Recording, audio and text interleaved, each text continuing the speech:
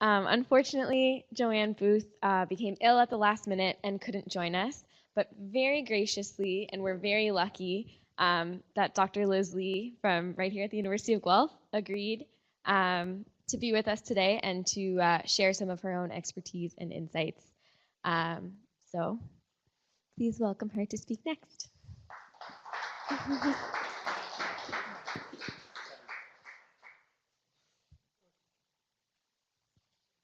Thank you. Wow. So yesterday morning, I get an email from Valerie wondering if I could do her a huge favor. And I kind of felt obligated to say yes. And I was secretly hoping that Joanne would make her flight. By about 10:30, I discovered that Joanne had not made her flight. So I then had to try to figure out what I was going to talk about that could at least do a little bit of justice to the theme that they had laid out, looking back towards the past to kind of inform the future. I had been kicking around an idea in my head, so that's what this talk is going to be a reflection on. And this idea had been kind of stuck in my head since I listened to a potato breeder at UC Davis back in August. So that's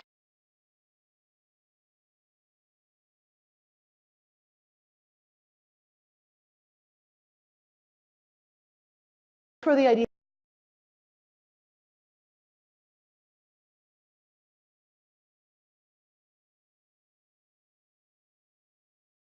comes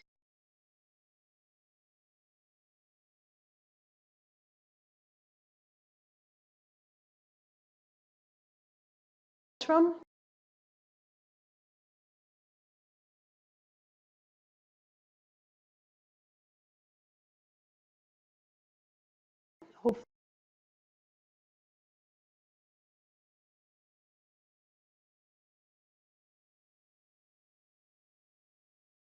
Hopefully my thought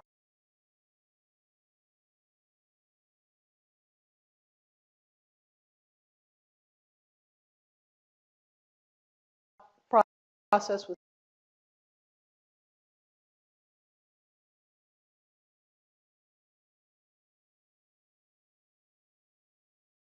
somewhat clear.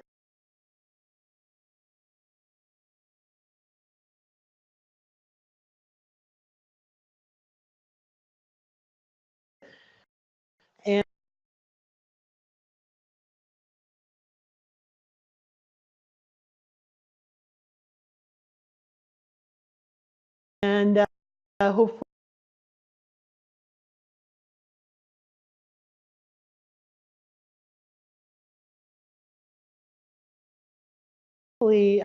I can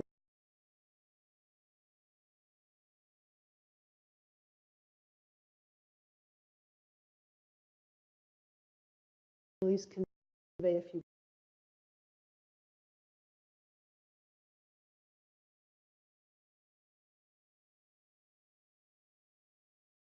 points.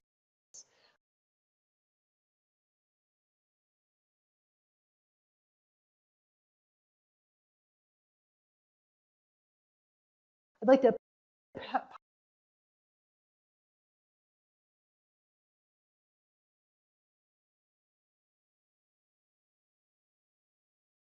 apologize to Barry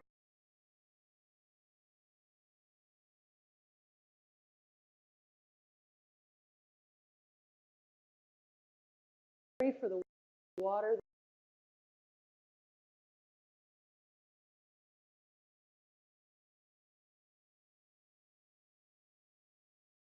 that we sent down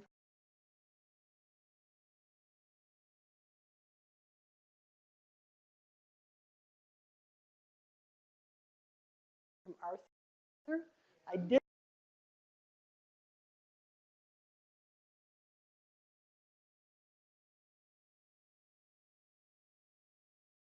appreciate getting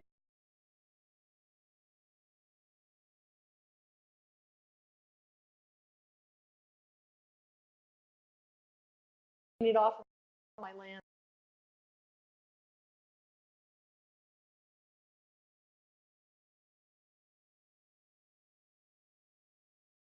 though. Sorry about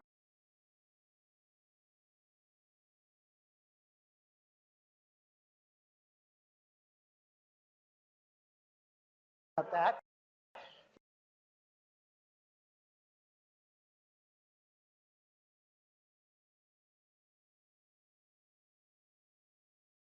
If you find any 5-gallon pails, they might be mine. Okay? And I'd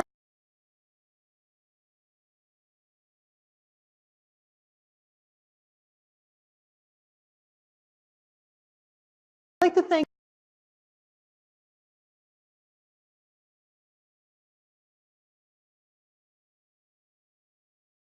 Dave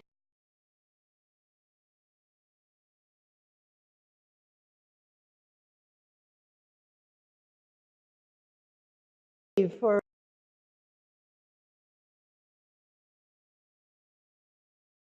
kind of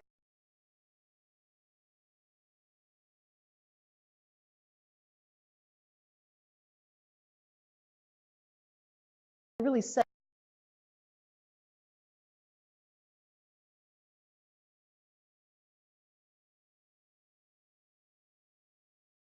up this talk.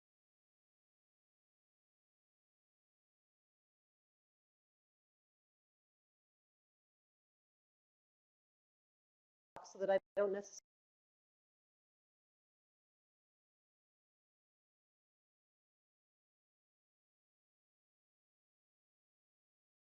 have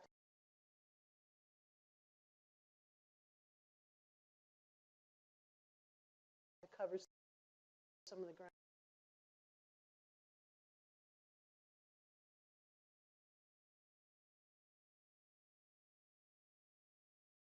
ground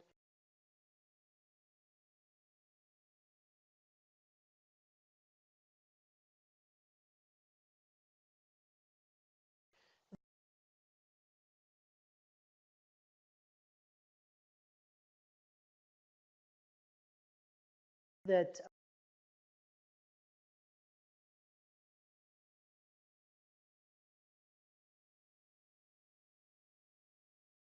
I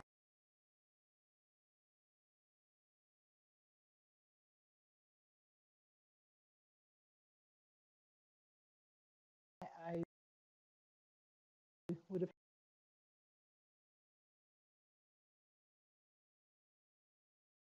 had to have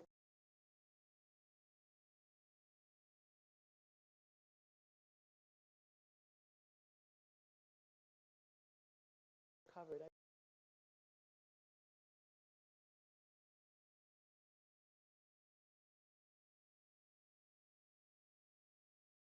I do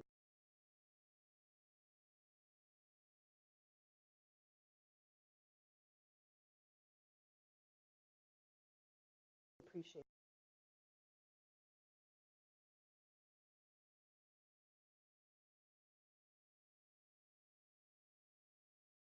that.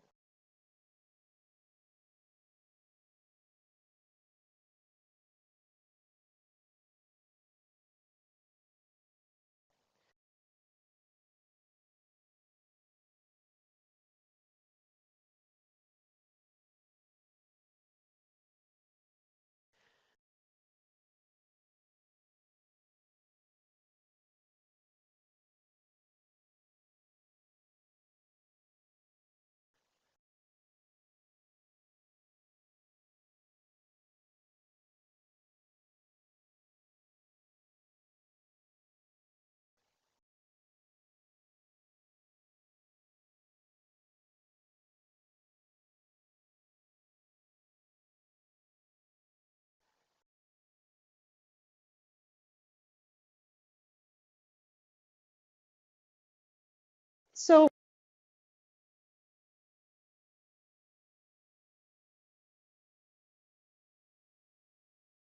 we're going to start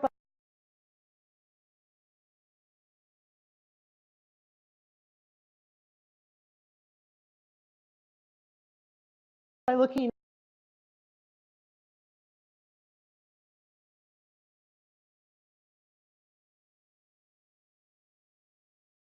at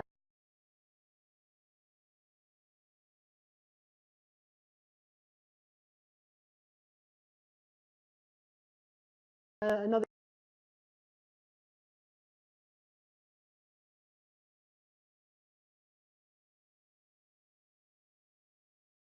yield trend curve.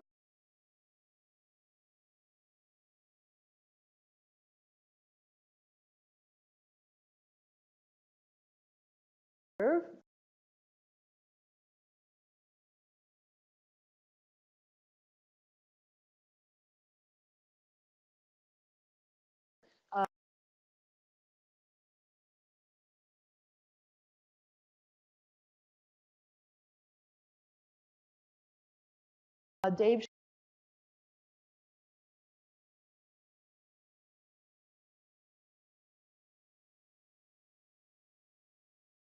showed us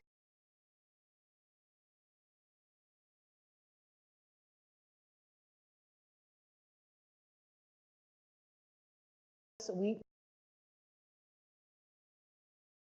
and canola.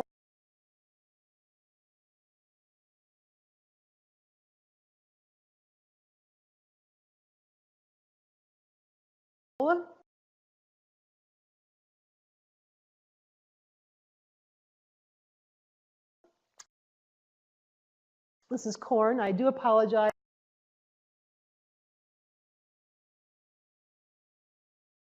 This is US corn.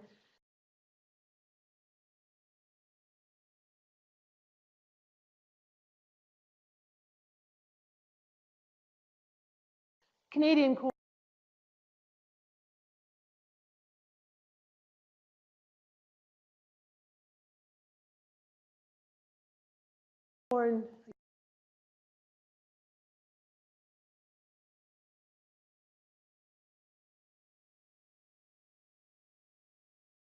Long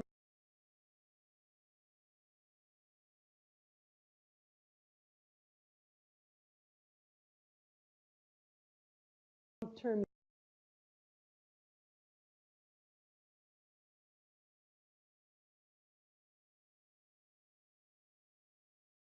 yield trends show the same thing. And we're going to start by talking about the year 1908 and 1909. It's kind of when something, a key piece of technology that I'm going to make the argument that we undervalue it, and it has radically changed the agricultural landscape. But that's when that piece of technology occurred. I want to explain this curve a little bit more. In yellow is what we refer to as kind of the OPV era. This is when the corn that people were growing are open pollinated varieties. The majority of the acreage in the world is no longer grown in open pollinated varieties, but you can still find open pollinated varieties today. OPVs, if you've ever been in those fields, at least some of the less improved OPVs, there's a tremendous amount of visual variation. You can see 3-week differences in flowering time, huge differences in plant vigor, huge differences in plant height, huge differences in grain type. I mean, variation all over the place.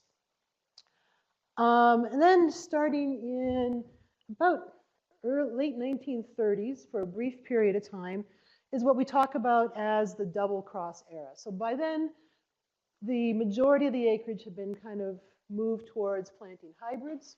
And the first hybrids out there were called double cross hybrids. And just real quickly, to create a double cross hybrid, it actually involved 4 inbred parents, because the inbred lines at that time were really lousy seed producers. And so you basically took 2 inbred lines to cross them together to form what we call a single cross hybrid. You took another 2 inbred lines, crossed them together to form a second single cross hybrid. And those 2 single cross hybrids were used in the seed production fields to produce the seed that was sold to farmers. So that's actually called a double cross hybrid. Fortunately, the inbred lines got far better in terms of their basic performance in agronomics. And by about 1960, we are entering what we call the double or the single cross era.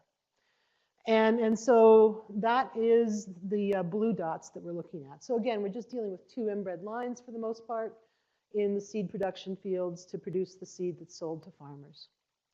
The other thing I want to point out is that there's a lot of agronomics that have changed. And I don't like to split out percentages. I think the corn breeders have done a really good job of adopting new technologies into their breeding programs. And what we're looking at here is not a certain contribution of genetics, a certain contribution of agronomics. We're looking at the interaction of improvements to both simultaneously and how we've been able to capture those. It doesn't help to improve the genetics if you don't have the management in agronomics to exploit that genetics and vice versa.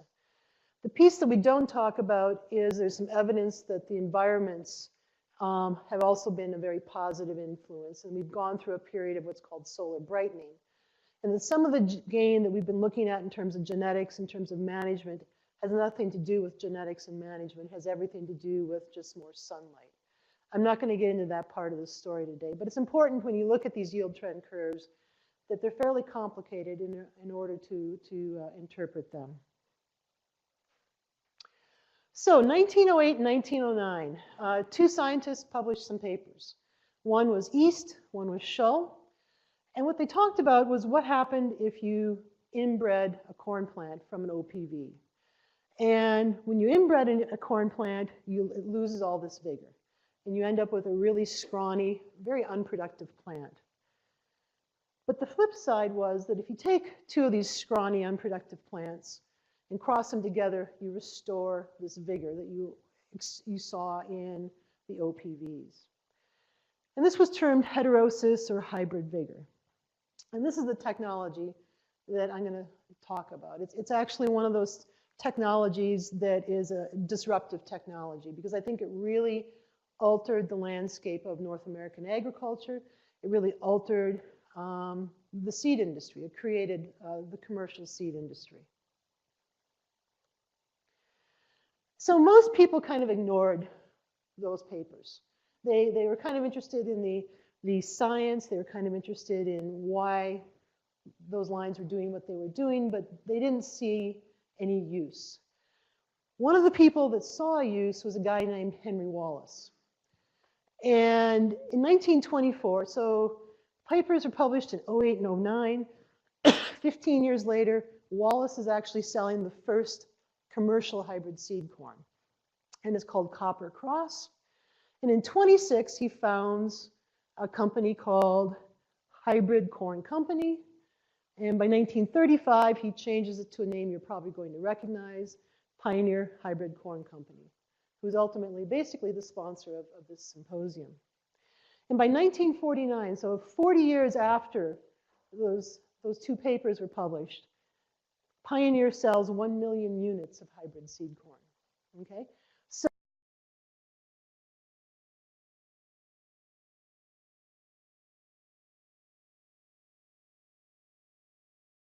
So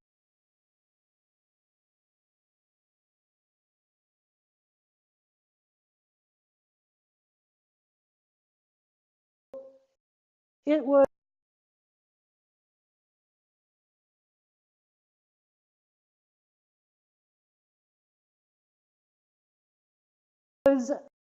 a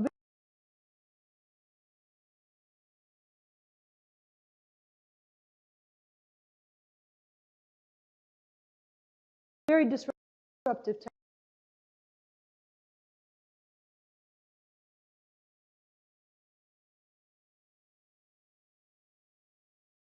technology, and it really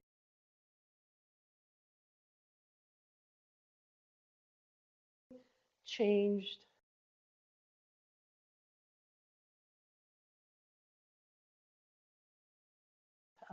the landscape. And I'm going to talk about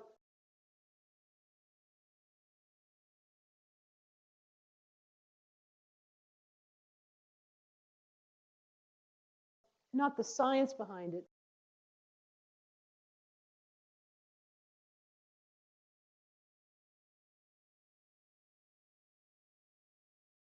but why I think it was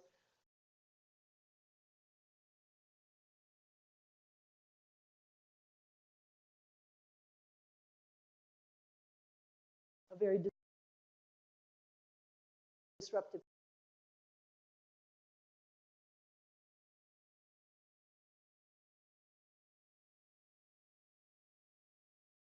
technology.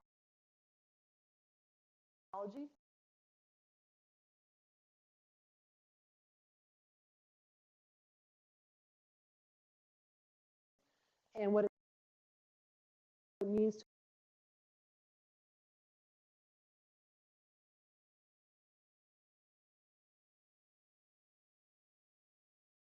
to us in the future.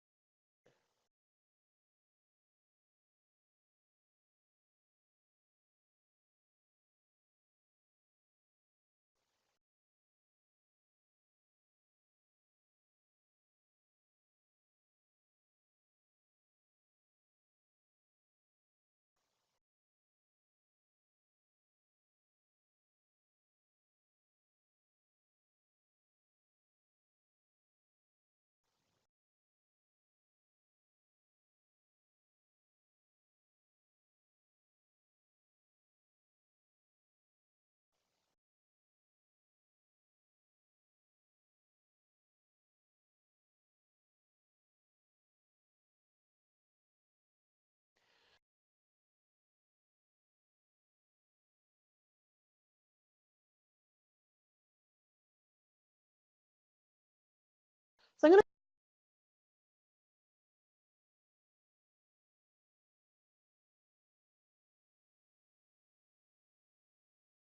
to talk about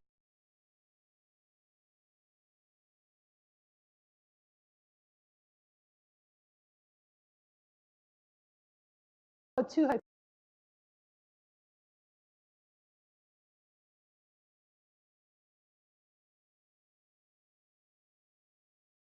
hypotheses.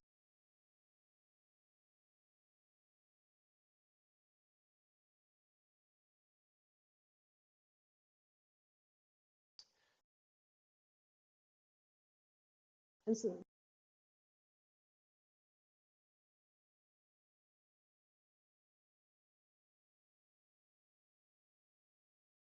the first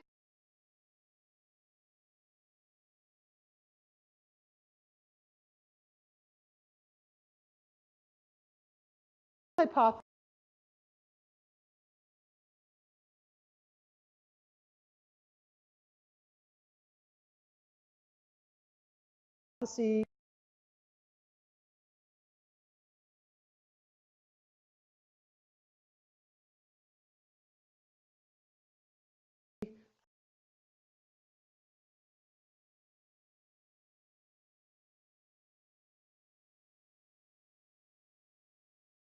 hypothesis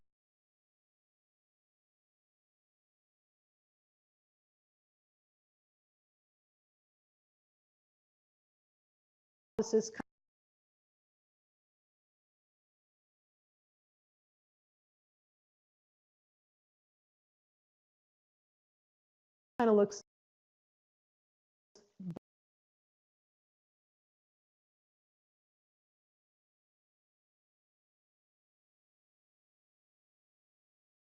backwards.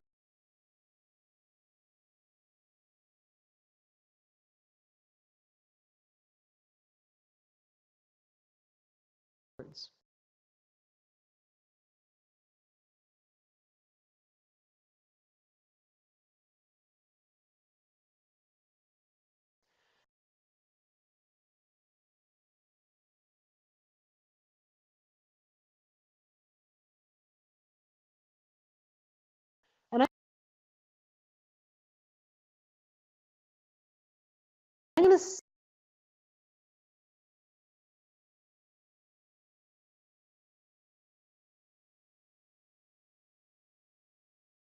I'm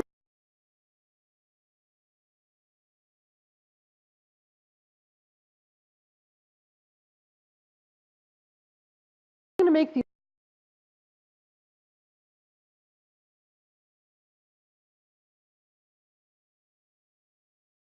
argument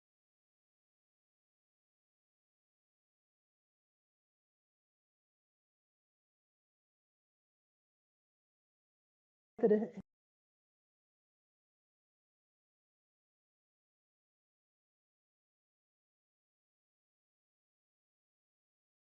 had not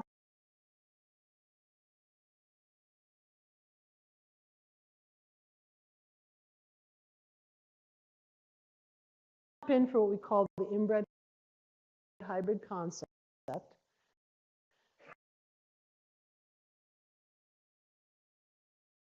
the long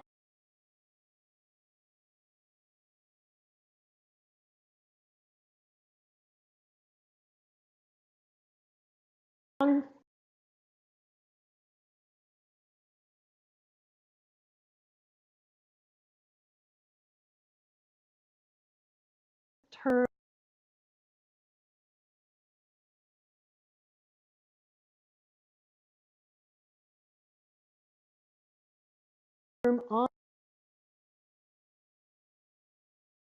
on-farm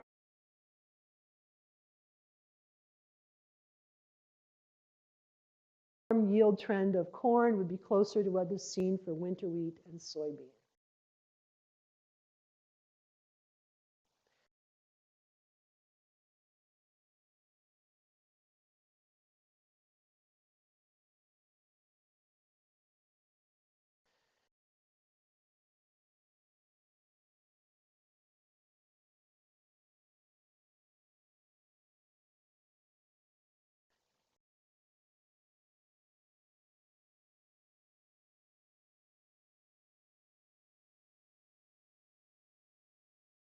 And thankfully, Dave showed the Canadian version of this curve with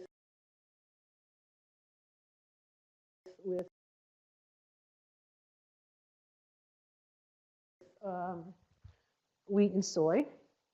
Winter wheat's in black and soybeans in yellow. This is US, but again, it's pretty much the same story in Canada.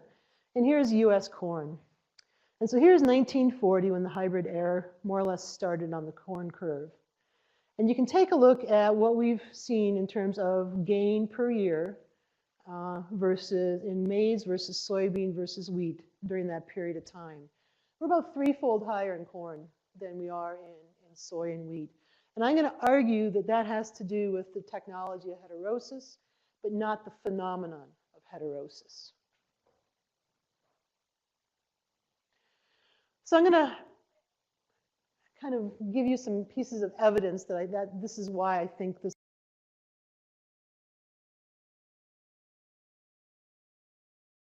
is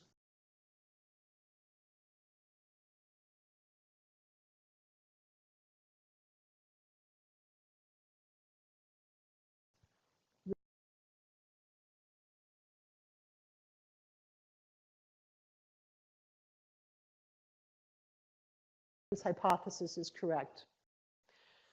For starters, and this is very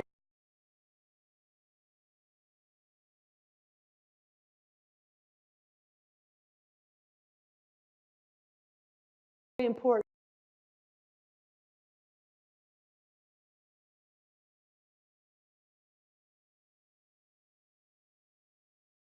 If you want to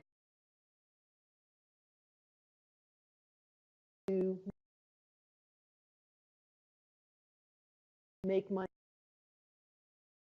and commercialize stuff, you have to be able to recoup your R&D.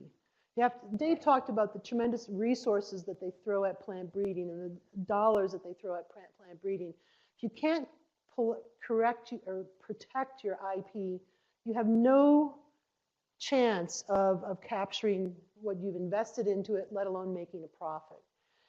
Heterosis was a mechanism by which you could protect your IP because farmers decided that they didn't want to save their seed any longer.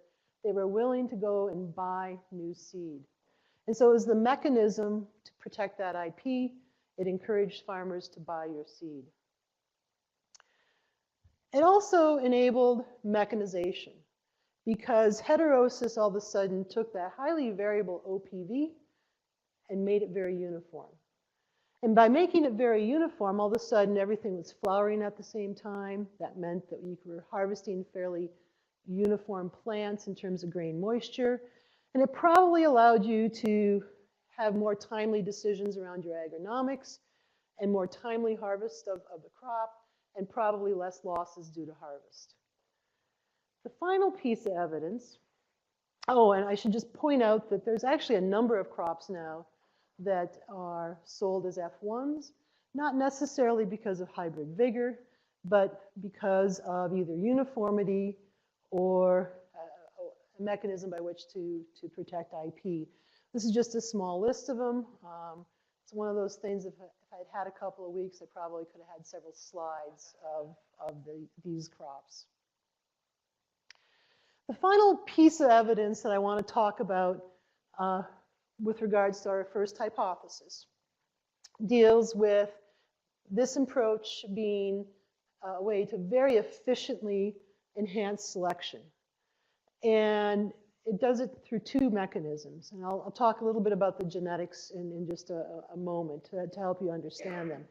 It eliminates deleterious alleles very rapidly because all of a sudden an allele that was always heterozygous, you inbreed, and you can actually see that allele and get rid of it. And it rapidly fixes your favorable alleles, particularly alleles that have large effects. And I'm going to explain that in just a quick moment. Dave did a great job of talking about genetic variation and what it is. Real briefly, it's just differences in genetic constitution. But there's two types of genetic variation. We work with one, we kind of ignore the other one. The one that we like to work with is called additive genetic variation. This means inheritance is predictable. And it's the average contribution of a cross, regardless of what it's combined with. And it's maybe best known as the resemblance between parent and offspring. It's basically what selection works on. So if you have a lot of additive genetic variation, you can make progress as a breeder. The type of variation that we're not all that thrilled about as breeders is the non-additive genetic variation. This is the unpredictable part of inheritance, and it results from interactions between the genes of one parent with the genes of the other parent. And it's unpredictable, and selection does not work on this type of genetic variation. So real quickly, selection works by eliminating stuff. And so here's an example of selection due to domestication. And is neutral, has no effect on domestication. Here's an example of the gene that has an effect on domestication. So it could maybe be seed shattering in wheat, for example. And here's a gene that's a crop improvement gene, but again, it has no effect on domestication. If it has an effect on domestication and we're selecting it, we go through what's called a bottleneck, and we basically eliminate a lot of the other versions of that gene or allele, so that we end up only passing on one version of that gene. Here's an example of a gene that's involved in genetic improvement. And the same sort of thing goes on. We put a tremendous amount of selection pressure on that gene, and we basically eliminate all but the version of that gene that we're interested in. So that's essentially how selection's working. And we repeat this over and over again. So when we do selection, and we're going after a gene that has a large effect on the genome, we actually can make fairly good progress in terms of large increments of gain. And these tend to be the genes that we target first because they're the easiest ones for us to measure and differentiate between individuals that contain the gene that we like versus individuals that don't contain the gene that we're interested in. And then when we start getting to genes with smaller effects, they tend to move genetic progress very incrementally. And these tend to be regions that we are selecting in later generations of selection. So your third, fourth, fifth generation of inbred line development, for example. So I'm going to say that this approach, by using heterosis or hybrid vigor, allowed us to enhance selection efficiency because we're eliminating deleterious alleles quickly, we're rapidly fixing favorable alleles that have large effects, and when we moved from the open pollinated varieties to inbreds and hybrids, that meant we could get rid of a lot of unfavorable alleles very easily and fix those large effect alleles very rapidly. The other thing that was occurring is, remember, you've got two parents that you're simultaneously trying to improve. You don't have to fix everything in one parent. You can make progress with one parent, and you can make progress in a slightly different direction with the other parent. And if you bring them together, you've got the best of both worlds. And there's a lot of evidence starting to mount that that's actually what's gone on in the hybrid corn breeding industry. For example, density tolerance seems to be coming in from one side of the pedigree in most single cross hybrids, bringing in other attributes from the other side of the pedigree. So again, it's a system that I think is designed to really enhance your selection efficiency. And it's an advantage that the crops that don't have the hybrid system are at a disadvantage because of that.